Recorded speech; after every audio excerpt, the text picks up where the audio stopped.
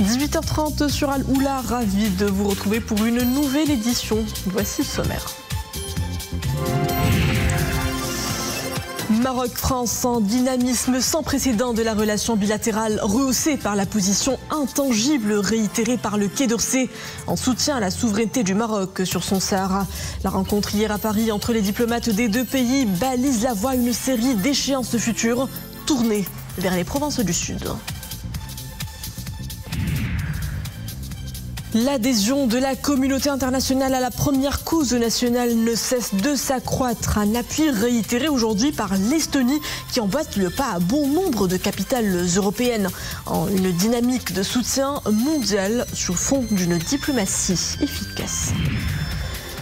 Marrakech rassemble les leaders de la tech africaine pour sa deuxième journée. GITEX Africa 2025 crée des synergies entre les figures clés de l'écosystème du digital.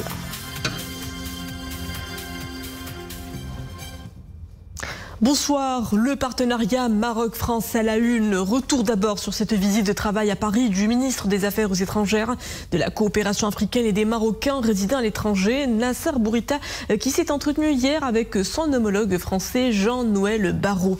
Au centre de ces entretiens, les différents aspects du nouveau chapitre des relations entre les deux pays et les futures échéances diplomatiques et économiques bilatérales. Lors de cette rencontre, le chef de la diplomatie française a réaffirmé le soutien de son pays à la souveraineté du royaume sur son Sahara, un soutien qualifié d'intangible par le ministre français. Sophia Fgrout pour les développements. Sur le perron du Quai d'Orsay, Nasser Bourita est accueilli par son homologue français Jean-Noël Barrot. Poignée de main énergique, à l'image des relations maroco-françaises. Les deux ministres se félicitent du dynamisme sans précédent de la relation bilatérale. Le ton est déjà donné pour la réunion de haut niveau au Maroc à l'automne prochain. Le communiqué de la diplomatie française évoque une détermination des deux pays à renforcer, préserver et défendre le partenariat d'exception renforcé lancé lors de la visite d'État du président français Emmanuel Macron au Maroc à l'invitation de Sa Majesté le roi Mohammed VI. Ma visite aujourd'hui à Paris, sur instruction de Sa Majesté le Roi, a trois objectifs principaux. Le premier, c'est d'assurer le suivi des décisions, des accords et des engagements pris lors de la visite d'État. Deuxièmement, c'est préparer les échéances de la relation bilatérale, notamment la réunion de haut niveau, le dialogue stratégique et autres mécanismes bilatéraux. Et troisièmement, poursuivre notre dialogue, notre concertation comme deux partenaires fiables, engagés sur les questions méditerranéennes, moyen-orientales et africaines. S'agissant de la question de l'intégrité territoriale, la France réaffirme sa position intangible de soutien à la souveraineté du Maroc sur son Sahara. Le communiqué du Quai d'Orsay réitère la position exprimée par le président Emmanuel Macron à Sa Majesté le roi Mohammed VI dans sa lettre du 30 juillet 2024, soulignant que pour la France, le présent et l'avenir du Sahara s'inscrivent dans le cadre de la souveraineté marocaine. Cette position exprimée au plus haut niveau de l'État est accompagnée aujourd'hui d'actes concrets. Au niveau des cartes, la carte officielle aujourd'hui est la carte qui intègre les provinces du sud du royaume. Les ministres français, les officiels français visitent aujourd'hui les provinces du sud. On a vu la ministre de la Culture, on a vu le président du Sénat, on a vu d'autres responsables politiques. Au niveau les acteurs économiques sont également mobilisés et intègrent le Sahara comme partie intégrante de la coopération et du partenariat entre les deux pays. Le directeur général de l'AFD visitera prochainement les provinces du Sud. Le club économique France-Maroc tiendra sa prochaine session aussi dans les provinces du Sud. La confiance, l'engagement et l'ambition. Trois principes qui forment les bases de ce nouveau chapitre des relations entre Rabat et Paris. Depuis la visite d'État d'Emmanuel Macron au Maroc en octobre dernier, au moins 13 visites ministérielles ont été effectuées. Les accords signés sont en cours de mise en œuvre. Preuve que les deux pays misent sur l'action pour revitaliser leur partenariat. Et après Paris, Nassar Bourita s'est envolé vers l'Estonie où il a rencontré son homologue estonien qui a rappelé la position de son pays au sujet de la question du Sahara marocain. Le pays s'aligne sur la position marocaine et soutient à nouveau le plan d'autonomie présenté en avril 2007 par le Maroc, le qualifiant de bonne base sérieuse et crédible pour une solution convenue entre les parties.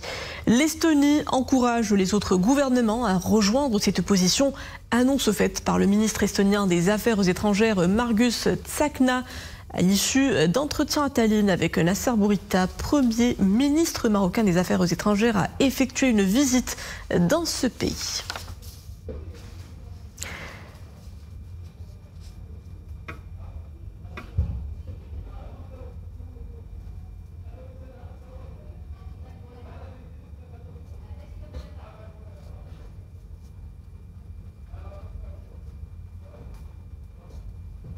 Et à Marrakech, l'heure est à la promotion de l'inclusion numérique. Conférences sectorielles, forums et networking sont au programme de la 3e édition du GITEX Africa Morocco, un événement qui se veut un étendard d'expertise en matière de transformation digitale.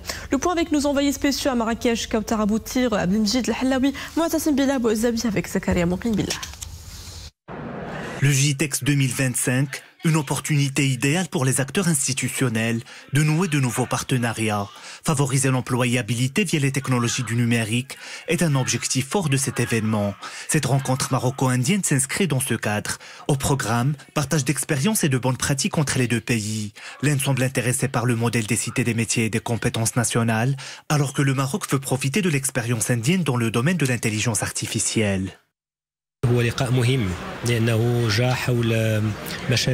avons abordé des projets et ont fait leurs preuves en Inde dans le domaine de l'informatique afin de soutenir les compétences, notamment pour le développement professionnel qui fait partie de nos priorités. L'idée aussi est d'apprendre l'intelligence artificielle à un nombre de lauréats travaillant dans l'informel, une expérience qui a bénéficié à 60 millions de personnes en Inde. Nous sommes à un événement très important. Le GITEX reflète l'intérêt porté par le Royaume à la numérisation. Nous avons signé une convention de partenariat avec des ministres marocains, avec des agendas importants et passé en revue des détails précis. Entre le Maroc et Ericsson, un mémorandum d'entente est signé. Objectif, permettre aux catégories qui rencontrent des difficultés d'employabilité d'optimiser leurs atouts. Nous démarrons des discussions autour de l'inclusion numérique qui est destinée aux petites entreprises et aux startups. Et bien évidemment, Ericsson étant un des acteurs mondiaux, mais aussi un acteur principal au Maroc dans la technologie numérique. Pour moi, c'est un très grand plaisir d'assister aujourd'hui à cette signature de coopération avec Monsieur le ministre, avec le représentant d'Ericsson, une coopération sur la digitalisation, de l'inclusion ici au Maroc. Pour la Suède, c'est une coopération étroite avec Ericsson et le gouvernement marocain. Au GITEX, une forte présence des départements ministériels marocains. S'exprimant lors d'un panel sur la disruption technologique, Younes Kouri a rappelé l'importance de doter les nouvelles générations des moyens d'innover sur le plan technologique et sur les modèles économiques et de s'adapter aux nouveautés des réalités sectorielles. À la une de l'actualité internationale, ce mardi, le Hamas affirme qu'il va très probablement répondre d'ici 48 heures à la proposition israélienne de cesser le feu dans la bande de Gaza.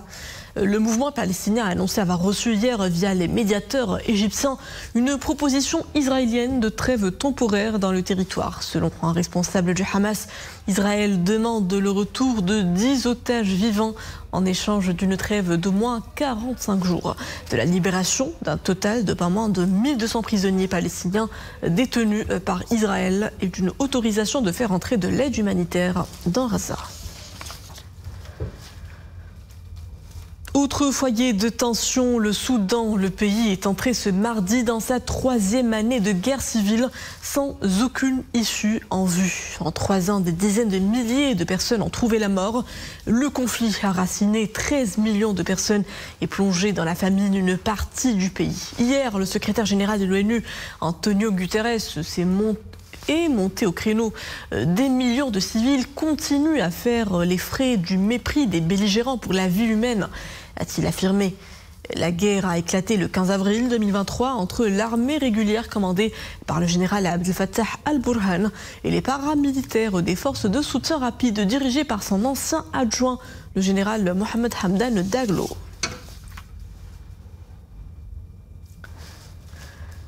Et notre pays s'est offert ces dernières 24 heures un bain de fraîcheur. Des pluies printanières bienvenues ont arrosé les 2 tiers du royaume avec une maximale de 20 mm relevée à Tanger. Il est tombé 18 mm à Larache, à Tétouan et à Kénitra, 10 à Chefchaouen, 9 du côté d'El Hoceima, Nador ou encore Rabat, puis 6 mm enregistrés vers Ifrane et Meknes.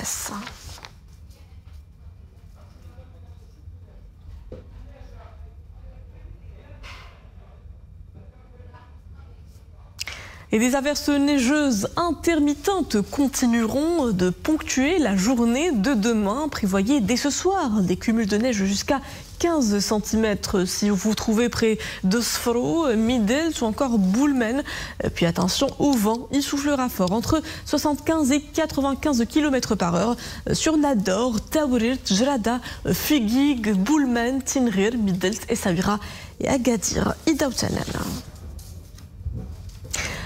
Un mot de littérature à présent avec ce récit autobiographique de la journaliste belgo-marocaine Sofia Douieb. Adieu, moi je reste est une quête des origines, celle d'une famille marocaine cosmopolite, contée 2 générations plus tard par la petite fille de Sultana, héroïne de ce récit familial d'une grande sensibilité avec un message universel qui transcende les carcans identitaires. Imana Blouf nous plonge dans son univers.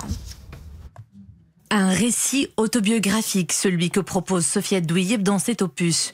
Une histoire de famille, sa famille. Journaliste de formation et de profession, l'auteur enquête cette fois sur ses propres origines. J'ai appris assez tardivement cette histoire de ma grand-mère qui était juive. Moi, je l'ai toujours vue prier comme une musulmane. Et puis, tout d'un coup, mon père m'a expliqué que elle était juive, qu'elle a grandi dans une famille juive et qu'elle a beaucoup de familles qui sont dispersées à Montréal, à Paris. J'ai voulu m'intéresser à son identité. Et à mon identité, du coup, puisque c'est ma grand-mère quand même. Et puis c'est les cousins germains de mon père, les cousins et cousines. Et voilà, donc j'ai été tous les rencontrer. Et j'ai vécu beaucoup d'émotions avec ça. Et c'est vraiment passionnant. Un récit profondément sensible qui aborde par le prisme d'une quête familiale certaines des questions identitaires. Pour Sofia Douieb, il est essentiel de sortir des carcans et prendre le temps de se découvrir. Nos identités sont complexes. C'est-à-dire, on se met trop souvent dans un carcan, dans une religion, dans une culture, dans une façon de penser. Mais l'identité est plus complexe que ça. Et si on va chercher plus loin dans ses origines, on se rend compte en fait qu'on est fait de plusieurs religions, de plusieurs cultures, ou bien quand on va faire des tests généalogiques, on vient d'Espagne, on vient de plein d'endroits du monde et on est chaque fois étonné. Une quête de soi, un voyage introspectif d'un grand ressourcement. Et voilà tout pour ce journal. Merci à vous de l'avoir suivi. Le retour de l'information en langue arabe est à 21h. Excellente suite des programmes à tous sur Al-Boula.